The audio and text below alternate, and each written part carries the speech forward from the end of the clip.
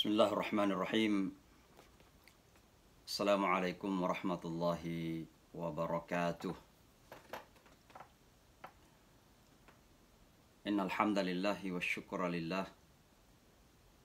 Salatan wa salaman daimaini mutalazimaini ala nabiyyina Muhammad wa ala alihi wa sahabatihi wa kulli man tabi'a hudah wastamsaka bi sunnatihi ila yaumiddin wa ba'd. قال الله تعالى في كتابه الجليل أعوذ بالله من الشيطان الرجيم ولقد كرمنا بني آدم. Alhamdulillah, kali ini kita bertemu dalam bincang-bincang ringan dan sederhana tentang kemuliaan manusia. Apa yang biasa disebut di dalam sidang-sidang persyarikatan bangsa-bangsa human dignity atau al-izzah al-insaniyah atau al-karamah al-insaniyah, kemuliaan manusia. Hal ini penting untuk kita memahami atau kita fahami bersama, karena hanya dengan pemahaman yang benar tentang kemuliaan manusia ini kita akan bisa membangun saling menghargai dan saling memuliakan dan menghormati. Kecenderungan sebahagian manusia untuk memandang manusia lain rendah, kurang dari dirinya sendiri, karena ada semacam kesalahpahaman, ada kekeliruan, dan mungkin dalam bahasa yang agak kasar ada kebodohan, ignorance yang terjadi, sehingga mereka terkadang salah paham tentang siapa manusia itu sesungguhnya. Yang pasti adalah bahwa manusia itu adalah makhluk yang paling mulia, dan tentu kemuliaan ini bukan social given, bukan pemberian sosial, bukan hadiah dari seorang presiden atau pemberian seorang raja, atau sekedar penghormatan pemuliaan manusia lain. Tapi justru dalam pandangan Islam kita, kemuliaan manusia ini adalah God-given dignity. Adalah merupakan kemuliaan yang langsung diberikan oleh pencipta langit dan bumi, pencipta manusia itu sendiri, Allah Subhanahu wa Ta'ala. Maka di dalam Al-Quran disebutkan, A'udzubillahi minasyaitonir rajim, walaqad karramna bani Adam. Potongan ayat singkat ini menggambarkan kepada kita beberapa hal. Yang pertama, bahwa pemuliaan manusia itu begitu sangat ditekankan. Kalau kita memahami kaidah bahasa Arab, maka pada ayat ini ada minimal 3 penekanan penting tentang kemuliaan manusia itu. Yang pertama adalah la, yang disebut dengan lamut ta'kid. Bahwa lam ini, laqad, itu adalah penekanan. Atau di dalam bahasa Inggris biasa disebut dengan stressing point. Jadi sesuatu yang ditekankan. Menguatkan, ta'kid. Lamut ta'kid, maka Allah mengatakan wala qad. Itu yang pertama. Jadi memang ada penekanan, ada penguatan bahwa manusia itu dimuliakan. Yang kedua, kata-kata qad di dalam bahasa Al-Quran, ketika diikuti oleh sebuah fi'lun madhi atau past tense, kata kerja masa lalu, maka itu menunjukkan bahwa itu sebuah kepastian. Artinya apa? Kemuliaan manusia itu pasti adanya. Ya. Kalaupun misalnya ada yang merendahkan, ada yang menghinakan, ada yang tidak memberikan penghormatan, tapi pastinya manusia itu semuanya adalah terhormat dan mulia. Karena ini sebuah kepastian dalam Al-Quran. Qad karramna. Ya. Kata qad diikuti oleh fi'il madhi. Dan yang ketiga adalah karramna. Kata kami, nahnu, ya, kami memuliakan, juga sebuah penekanan akan kemuliaan manusia. Karena kerap kali ketika Allah menggambarkan dirinya sebagai nahnu atau kami dalam Al-Quran, walaupun Allah itu satu, Tapi kata kami atau kita dalam bahasa Arab tidak selalu menunjukkan nomor atau bilangan. Terkadang menunjukkan sebuah penghormatan, kemuliaan, dan lain sebagainya. Misalnya ketika Allah Subhanahu wa taala mengatakan, "Wa in kuntum fi raibim mimma nazzalna ala abdina." Dan kalau kamu ragu terhadap apa yang kami turunkan kepada hamba-hamba kami. Padahal Muhammad itu hanya hambanya Allah, hanya menghamba kepada Allah sallallahu alaihi wasallam. Tapi Allah mengatakan hamba kami. Kenapa Allah memakai kata kami? Karena kata kami menggambarkan penghormatan kepada seorang Rasulullah sallallahu alaihi wasallam, Muhammad sallallahu alaihi wasallam. Maka karamna itu sendiri menunjukkan bahwa itu merupakan penekanan akan kemuliaan manusia. Maka ayat ini jelas bahwa penekanannya kepada kemuliaan manusia, dan oleh karenanya tidak bisa diragukan lagi, tidak ada keraguan lagi bahwa manusia itu begitu sangat dimuliakan dalam ajaran agama Islam. Dan Allah kemudian mengatakan Bani Adam, anak cucu Adam. Karena ini berbicara tentang universal dignity, kemuliaan universal, ya tentu kemudian kita bisa memilah-milah sebentar akan kemuliaan-kemuliaan yang ada. Misalnya kemuliaan dari aspek agama, kemudian kemuliaan dari aspek macam-macam. Ya, tapi secara umum, Allah ingin menyampaikan bahwa seluruh anak cucu Adam itu tanpa kecuali dimuliakan. Karamna Bani Adam, anak cucu Adam kami muliakan. Ini poin pertama yang sangat penting untuk kita fahami. Karena sekali lagi kerap kali perbedaan-perbedaan yang ada ini sering menjadikan kita memandang enteng orang lain. Merendahkan orang lain hanya karena perbedaan-perbedaan yang ada itu. Apalagi kita lihat sekarang ini terjadi rasisme yang sangat meninggi di dunia kita. Apalagi kebangkitan white supremacy atau mereka yang berkulit hitam dan merasa lebih superior, lebih hebat. Maka tentu pemahaman tentang kemanusiaan seperti ini sangat penting untuk kita selalu tekankan. Lalu Allah mengatakan wa faddalnahum ala katsirin mimman khalaqnahu tafdila. Bahwa Allah itu memberikan kelebihan-kelebihan kepada manusia ini dari makhluk-makhluk yang Allah telah ciptakan yang lain. Dan oleh karenanya itu salah satu alasan kenapa sampai malaikat sebagai makhluk-makhluk yang begitu mulia di sisi Allah Subhanahu wa taala, begitu taat, begitu soleh, ya. Mungkin dalam bahasa agama makhluk yang paling bertakwa lah. Tapi justru diperintah untuk menghormati Adam alaihi salatu wassalam. Salah satu alasan terpenting adalah karena ada tafdil, ada kelebihan-kelebihan yang diberikan kepada manusia ini. Terhadap malaikat salah satu kelebihan manusia adalah kelebihan akal misalnya. Wa 'allama Adam al-asma'a kullaha, dan Adam diajarkan oleh Allah nama-nama semuanya, artinya bahwa Adam dipersiapkan untuk memiliki kapasitas intelektualitas, kapasitas keilmuan. Sementara malaikat itu tidak memiliki kemampuan untuk itu. Segala sesuatu yang malaikat lakukan itu berdasarkan perintah saja. Tapi bukan dalam bentuk analisa, tidak ada daya kritis, sementara manusia memiliki itu. Dan ini kemudian menjadikan manusia lebih mulia daripada malaikat jika kelebihan-kelebihan itu dipergunakan secara maksimal dan pada tempat yang benar. Nah, apa kelebihan-kelebihan dari manusia ini sehingga mendapat kemuliaan yang khusus dari Allah Subhanahu wa taala? Al-karamah al-insaniyah itu. Tentu yang pertama adalah karena memang penciptaan manusia itu adalah penciptaan yang terbaik.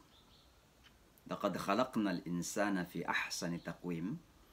Bahwa sungguh kami, sekali lagi Allah memakai kata khalaqna bukan khalaqtu, karena ini berkaitan dengan manusia. Ya.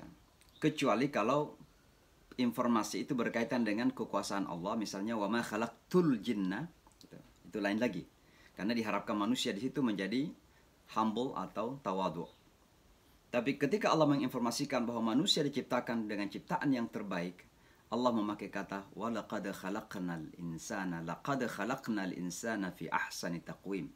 Sesungguhnya kami telah menciptakan manusia dengan penciptaan yang terbaik, yang tersempurna. Nah, tentu kesempurnaan penciptaan ini bisa kita bicarakan lebih jauh lagi nanti, tapi yang pasti adalah memang kita dibekali dengan segala sarana-sarana atau prasarana yang kita perlukan untuk kemudian menjalankan tugas-tugas ya kita dalam hidup ini.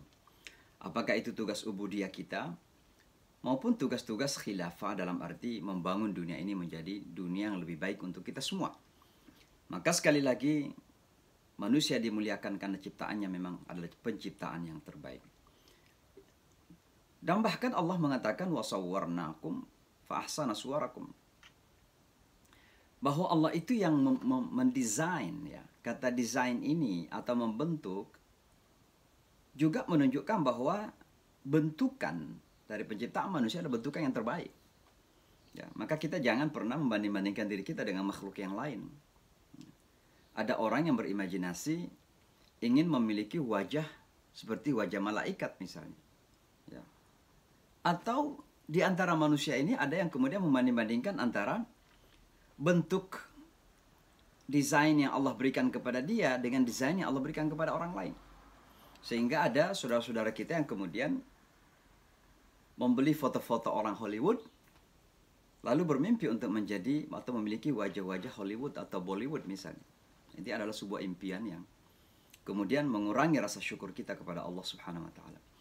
Karena sesungguhnya penciptaan Allah dan bentukan Allah itu adalah bentukan yang terbaik. Ahsana suwarakum. Bahwa dia telah membentuk kita dengan bentuk yang terbaik. Apakah dalam bentuk seperti orang Melayu, orang Cina, orang Korea, Timur Tengah, Afrika, orang Eropa. Sesungguhnya pada masing-masing itu ada kelebihan-kelebihan yang Allah letakkan. Tinggal bagaimana kita mencari dan mensyukuri kelebihan yang Allah berikan kepada kita. Tapi pastinya adalah setiap bentukan atau desain yang Allah lakukan untuk kita semua, maka itulah yang terbaik sesungguhnya. Ya. Karena itu adalah ahsana suwarakum. Bahkan sesungguhnya kita tidak punya intervensi dalam pembentukan diri kita ini. Yang membentuk kita ini bukan karena keinginan kita. Tiba-tiba ada yang hidungnya mancung, ada yang kurang mancung, ada yang mancung ke dalam. Ya. Ada yang kemudian besar, tinggi. Ya. Ada yang kecil. Gitu ya. Nah ini semua apa? Allah mengatakan, huwallazi yusawwirukum fil arhami kaifa yasha. Dialah Allah yang membentuk kamu di dalam rahim ibu-ibu kamu itu, dalam rahim ibu, sesuai dengan kehendaknya. Nah kata kaifa yasha ini menunjukkan bahwa kita tidak punya intervensi. Tapi berdasarkan kepada masyiatullah, berdasarkan kepada kehendak dan keinginan Allah. Dan karena kehendak dan keinginan Allah yang menentukan bagaimana bentuk wajah kita, porsi tubuh kita, ya, format tubuh kita, maka tentu itu yang terbaik. Karena bagi kita ketika kita menyikapi semua ini dengan sikapan iman, maka tentu kita sikapi secara terbaik. Karena segala sesuatu yang ditentukan oleh Allah pasti yang terbaik untuk kita semua. Ini alasan pertama kenapa manusia itu mulia. Karena memang adalah bentukan Allah yang terbaik. Manusia adalah ciptaan Allah yang terbaik. Tentu yang kedua adalah manusia kemudian menjadi makhluk yang termulia karena manusia itu diciptakan dalam istilah Allah Subhanahu wa taala biyadai, dengan kedua tangannya. Nah, kata tangan ini bisa berarti kekuasaan, otoritas. Karena tentu Allah menciptakan kita dengan kata-kata kun fayakun, jadilah maka jadilah. Innama amruhu idza arada syai'an an yaqula lahu kun fayakun. Ya. Urusan Allah itu kalau ingin melakukan sesuatu cuma berkata kun, jadilah, and it is, jadi. Ya, be and it is. Jadi maka jadilah. Ya. Maka kun fayakun itu adalah kekuasaan Allah Subhanahu wa taala. Tapi karena Allah ingin menggambarkan bagaimana kemuliaan manusia dalam penciptaan itu sendiri, Allah kemudian mengatakan bahwa Allah menciptakan kita ini dengan tangan-tangannya, dengan kedua tangannya. Dalam artian ada keterlibatan langsung sebagai sebuah penghormatan dan pemuliaan itu sendiri. Dan itu yang kemudian Allah Subhanahu wa taala menanyakan kepada iblis. Ketika disuruh semua malaikat dan semua yang berada pada posisi malaikat ketika itu, karena iblis berada pada tataran malaikat yang sedang beribadah kepada Allah, demikian dekatnya iblis ketika itu kepada Tuhan. Ya. Lalu kemudian disuruh sujud. Tiba-tiba sujudlah semua malaikat illa iblis, kecuali iblis aba wastakbara wa kana minal kafirin. Dia membangkang, kemudian dia sombong, wa kana minal kafirin, dan menjadi bagian orang-orang yang ingkar dan kufur dan kafir. Nah, ditanya oleh Allah, "Ma mana'aka alla tasjuda li basharin khalaqtuhu biyadi?" Kenapa kamu tidak mau sujud kepada seseorang yang telah saya ciptakan dengan tanganku? Ya. Dengan tanganku. Nah, iblis menjawab, karena saya lebih baik. Ana khairum minhu. Khalaqtani min nar wa khalaqtahu min tin. Engkau ciptakan saya dari api, sedangkan engkau ciptakan dia dari tanah. Itu logika iblis ketika itu. Tapi bukan itu permasalahan yang saya bahas di sini. Saya bahas adalah bahwa khalaqtuhu biyadi, Allah itu menciptakan kita dengan tangannya. Maka penciptaan dengan tangan ini juga menunjukkan bahwa memang kita diciptakan secara mulia oleh Allah Subhanahu wa taala. Ini alasan yang kedua kenapa manusia itu memiliki karamah, kemuliaan yang luar biasa yang diberikan langsung oleh Allah Subhanahu wa taala. Alasan yang ketiga adalah bahwa manusia itu siapapun, ya, tanpa kecuali, sesungguhnya adalah mewakili fitrat Allah, ya, kesucian Allah Subhanahu wa taala dan kefitrahan Allah Subhanahu wa taala, dan atas dasar kefitrahan itulah manusia semua diciptakan, ya. Seperti yang kita baca dalam surah Ar-Rum, fitratallahi allati fatara an-nasa 'alaiha la tabdila li khalqillah dzalika ad-dinul qayyim walakinna aktsaran nasi la ya'lamun. Di atas fitrah itulah, fitrah Allah. Fataran nasa 'alaiha, di atas itulah manusia diciptakan. Ya. Lalu Allah mengatakan la tabdila li khalqillah. Fitrah ini nggak pernah berubah sesungguhnya. Yang terjadi kemudian dalam kehidupan manusia itu, ketika dia keluar dari rel-rel yang ditentukan oleh Allah, seolah-olah menyalahi fitrahnya, tapi fitrah itu tetap ada. Yang terjadi ketika itu adalah terjadi kufur. Apa kufur itu? Cover. Cover itu artinya tertutupi. Tertutupi oleh apa?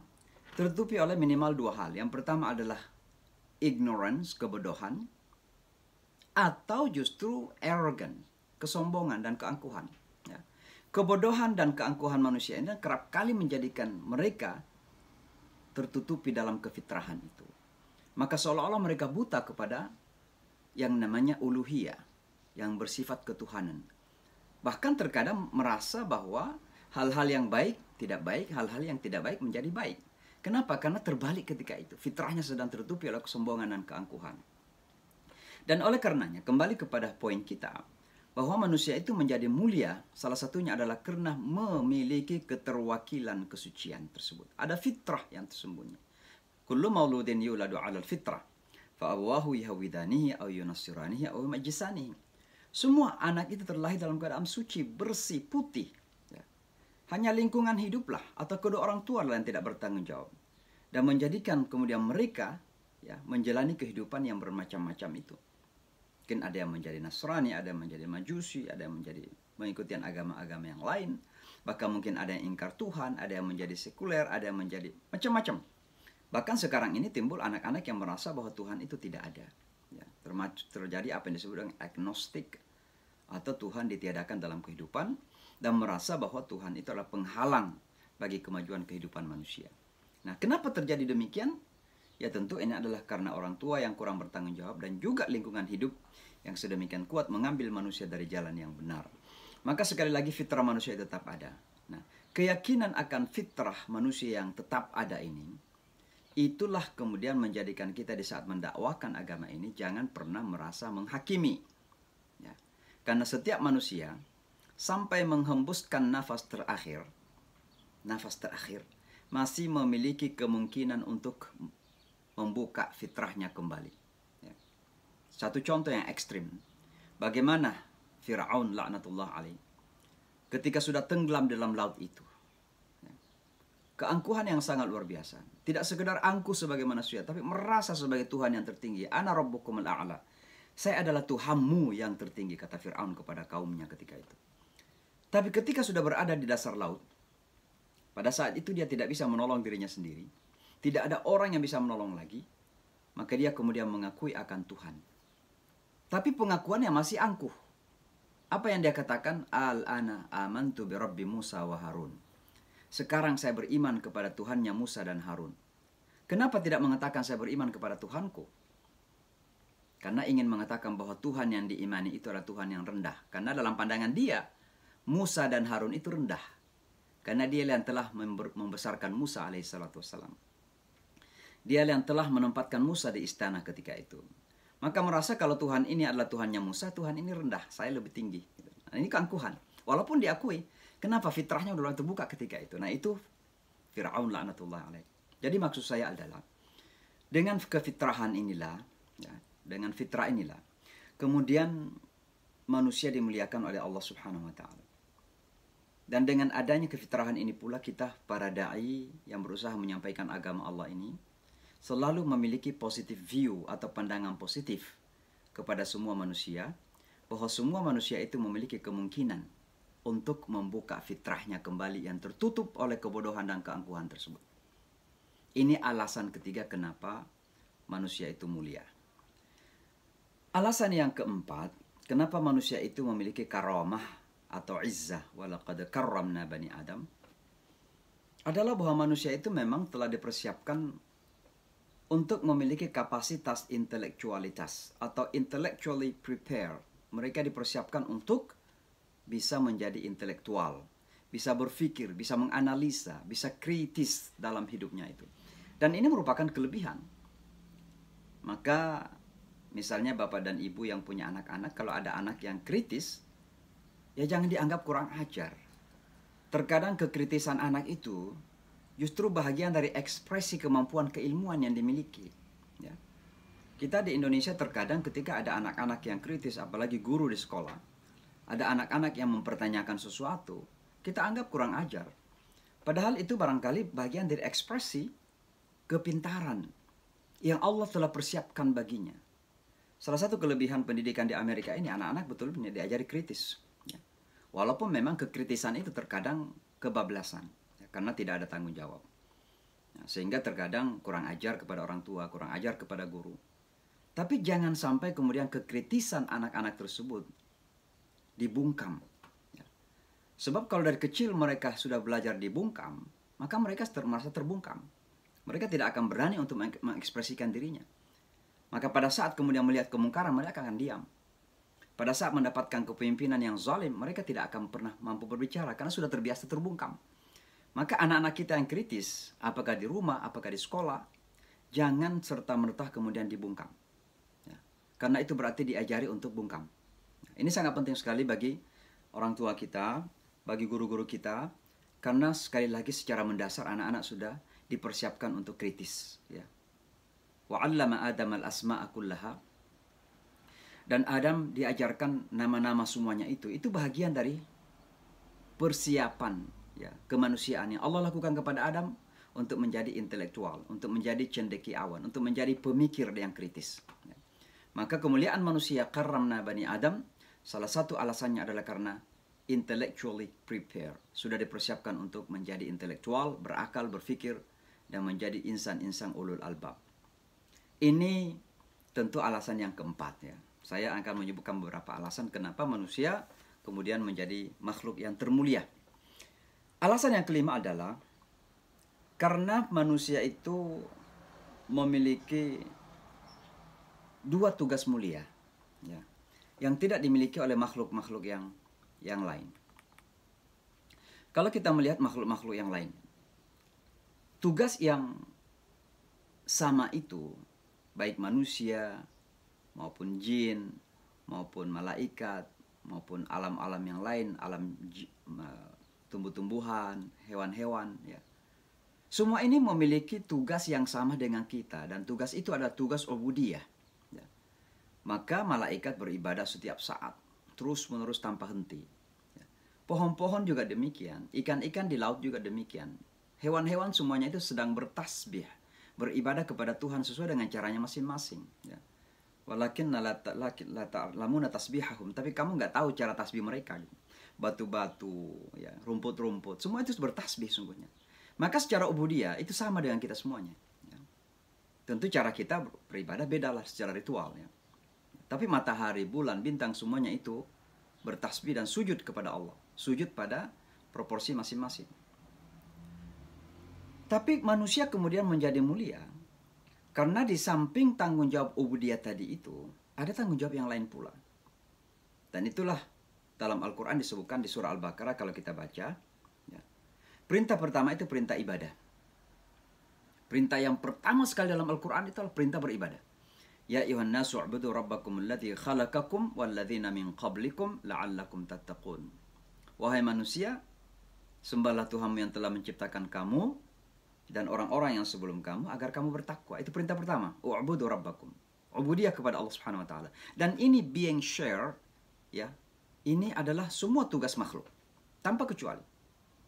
Jadi kalau kita melihat kuda-kuda yang ada di sawah-sawah, sapi-sapi, kerbau-kerbau, sampai kepada semut-semut yang ada di hutan-hutan itu, mereka semuanya beribadah seperti kita.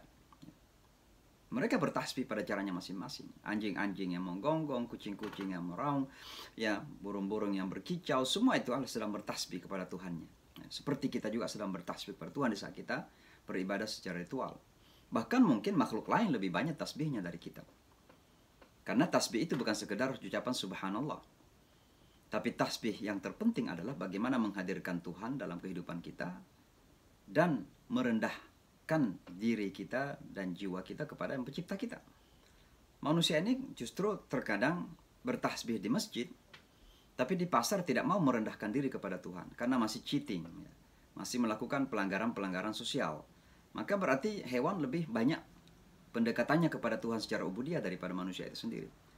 Tapi kenapa manusia kemudian mulia? Karena ada tugas lain, ya, selain ubudiyah tadi itu. Dan tugas itulah tugas khilafah kita. Apa khilafah itu? Tentu ini sebuah pengistilahan yang bisa kita perdebatkan. Dan kita tidak perlu justru jadikan sebagai sesuatu yang mau menakutkan. Karena ini adalah sebuah konsep yang bisa kita perdebatkan dan harusnya terbuka, ya. Apalagi kita umat Islam harus terbuka untuk memperdebatkan ini. Jangan kita pernah takut kepada sesuatu, ya, dan dianggap sebagai sebuah ancaman. Di Indonesia terkadang kata khilafah ini sangat menakutkan, ya. Padahal ini adalah sebuah pengistilahan yang dari masa ke masa kemudian diperdebatkan oleh para ulama kita. Apakah itu khilafah adalah sistem pemerintahan, atau kata khilafah itu adalah bahagian daripada tugas kemanusiaan kita, tugas kolektif sosial kita untuk membangun dunia ini menjadi dunia yang lebih baik untuk kita semua. Seperti yang Allah gambarkan bahwa Adam itu disebut sebagai khalifah. Wa idh qala rabbuka lil malaikati inni ja'ilun fil ardi khalifah. Ya. Berarti khalifah di sini adalah manusia. Nah, kenapa manusia disebut khalifah? Tentu pertama karena terjadi pergantian. Khalafa min ba'dihim khalfun, mereka digantikan generasi setelah mereka. Berarti ada pergantian generasi. Maka dia sebagai khalifah karena saling berganti. Tapi tentu khalifah juga adalah karena tugas dalam membangun dunia ini. Ya. Membangun politik, membangun perekonomian, membangun sosial, membangun pasar, membangun gedung, ya. Membangun bank, membangun segala pembangunan yang kita perlukan untuk menikmati kehidupan dunia kita ini. Itu bagian dari tugas khilafah kita. Maka hewan kita tidak harapkan untuk membangun dunia ini. Malaikat dengan segala kehebatannya itu kita tidak harapkan untuk membangun dunia ini. Hanya manusia lah yang akan membangun dunia ini sebagai bagian dari tugas khilafah itu. Dan oleh karenanya, manusia kemudian mendapatkan karamah khassa, kemuliaan khusus dari Allah. Walaqad karramna bani Adam, karena tugas yang luar biasa ini. Dan itulah yang kita lihat dari masa ke masa, bagaimana Allah Subhanahu wa taala kemudian memudahkan bagi manusia ini untuk membangun dunia ini. Kita yang hidup di kota New York tahu bahwa kota New York ini adalah pusat kapitalisme dunia. Di kota inilah terbangun perekonomian dunia yang tentunya, ya, untuk membangun materialnya, konsep fisikalnya. Ya. Dan itu kita lihat luar biasa. Pembangunan gedung-gedung, pembangunan infrastruktur yang luar biasa, ya, pembangunan sistem keuangan yang luar biasa. Ya. Itu ada di kota New York. Karena kota New York adalah pusat kapitalisme dunia. Nah, ini bahagian dari tugas kekhilafahan manusia. Tapi tentu kekhilafahan manusia ini bukan sekedar membangun material dan fisikalnya. Tapi yang terpenting bagaimana pembangunan dunia ini bisa menjadi jembatan bagi kita untuk melakukan tugas ubudiyah tadi itu. Maka membangun kekhilafahan keduniaan ini adalah bahagian dari ubudiyah kita kepada Allah Subhanahu wa taala. Untuk apa? Untuk hasanah fil akhirah nanti. Maka doa kita jelas. Rabbana atina fid dunya, itu tugas khilafah kita membangun dunia ini. Lalu tidak cukup hanya fisikal dan material saja, tapi kita kaitkan dengan iman, dengan kedekatan kita kepada Allah, mencari ridha dan kasih Allah. Dan dengan itu kemudian insya Allah akan menjadi wahasana fil akhirah, akan menjadi kebajikan bagi kita di akhirat nanti. Inilah kemudian tugas-tugas ini menjadikan manusia begitu mulia di mata Allah Subhanahu wa taala. Tentu yang terakhir yang saya ingin sebutkan pada kali ini adalah bahwa manusia itu a free agent of Allah. Kita ini adalah agen Allah yang memiliki kebebasan. Ya. Makanya segala sesuatu yang kita lakukan dalam hidup ini itu didasarkan kepada kebebasan. Ya. Kita pun beriman karena tidak ada yang memaksa, la ikraha fid din. Ya. Bahkan kita beribadah pun bukan karena merasa terpaksa. Kita itu sholat jangan karena merasa terpaksa oleh sebuah kewajiban. Ya, kita sadar bahwa itu kewajiban, tapi jangan merasa terpaksa karena sebuah kewajiban. Kita sholat karena bebas menjalankan kewajiban kita. Dan yang terpenting tentunya adalah memahami filsafat la ilaha illallah itu. Dasar yang terutama dan terpenting dari la ilaha illallah adalah membebaskan diri kita dari segala penyembahan, ya, penghambaan selain kepada yang menciptakan langit dan bumi. Dan itu adalah sebuah kebebasan yang sangat luar biasa. Genuine freedom, kebebasan yang murni, itu tidak bisa kita dapatkan tanpa menghambakan diri kepada Tuhan yang mencipta langit dan bumi. Dalam ikrar kita la ilaha illallah, itulah pembebasan yang sejati. Itulah yang membebaskan Bilal radhiyallahu anhu. Itulah yang membebaskan Ammar, Yasir, Sumayyah. Walaupun secara fisik mereka disiksa, tapi mereka bebas. Bilal disiksa sedemikian rupa, tapi dia bebas. Karena apa? La ilaha illallah membebaskan manusia. Maka sekali lagi, kita mulia ini karena kita bebas.